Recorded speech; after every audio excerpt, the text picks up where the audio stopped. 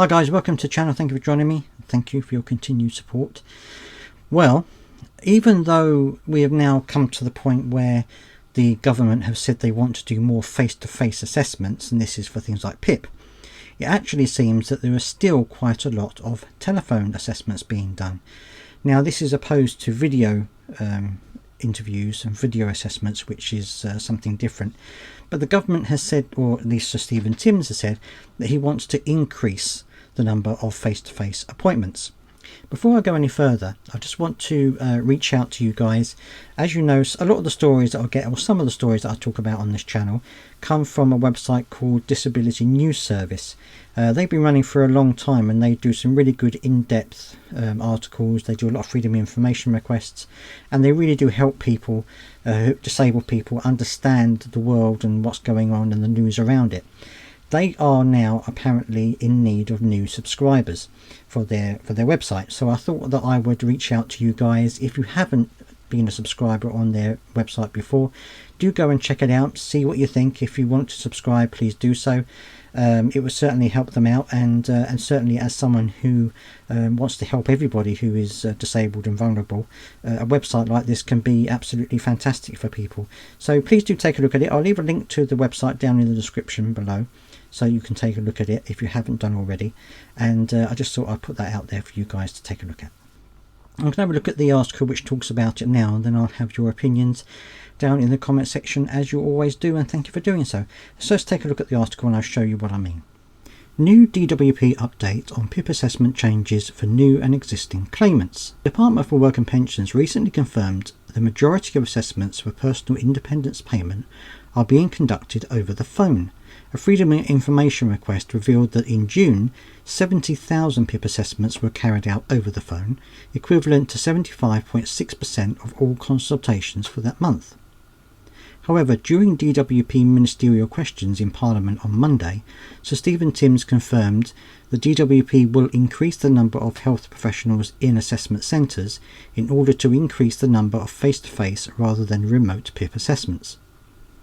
However, the Minister for Social Security and Disability also emphasised that remote assessments will still be available to claimants, telling MPs it is important to keep telephone or video alternatives for those who need them.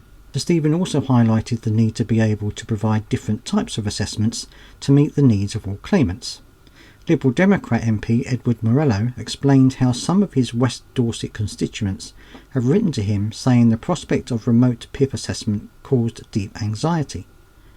He continued, one constituent, despite previously being awarded enhanced PIP, has endured months of repeated phone assessments, which have triggered severe panic attacks and high blood pressure and caused lasting psychological harm. He went on to ask about additional resources to support the rollout of more face-to-face assessments. Sir Stephen Timms explains how the shift to remote assessments over the phone or by video call was introduced during the pandemic. He added, as was said in the Pathways to Work Green paper, we want to move sharply back to face-to-face while keeping alternatives for those who need them. I'm sure the honourable gentleman will have spoken to people for whom the prospect of going to an assessment provokes the kind of anxiety that his constituent experienced as a result of the telephone call. We are speaking to assessment providers, and we have already increased the proportion of face-to-face assessments, and that will continue. Now for me, the problem isn't whether it's face-to-face or whether it's over the phone or whether it's a video call. Assessments themselves are very stressful things to go through. It doesn't matter how you have them. They're very stressful. They ask questions that are sometimes very degrading or sometimes very, intimidating.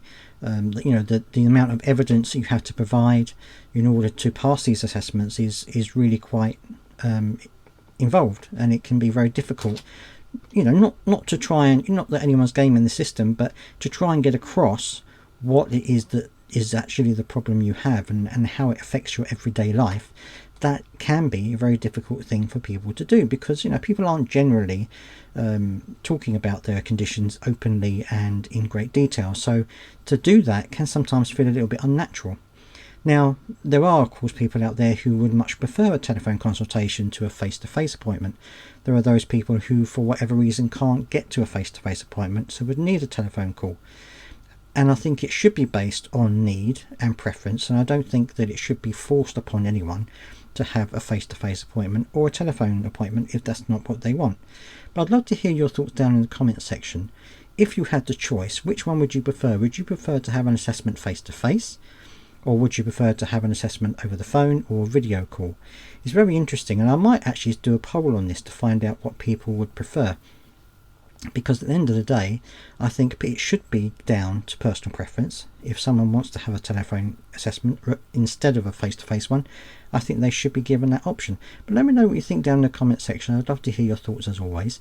Please do subscribe if you've got this far, and I'll see you next time.